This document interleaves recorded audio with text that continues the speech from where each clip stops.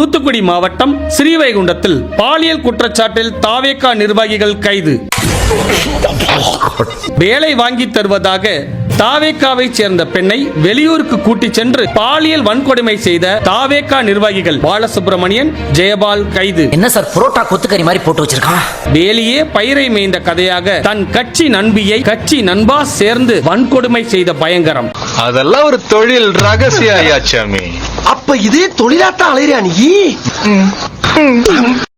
சென்னை ஆலந்தூரில் கணவரை பிரிந்து வாழ்ந்து வந்த பெண்ணின் வீட்டிற்குள் ஏறி குதித்து அத்துமீற முயன்ற ஆலந்தூர் தாவேகா ஒன்றிய செயலாளர் வேம்புலி கைது. ஒத்துக்கிட மனசு இல்லனாலும்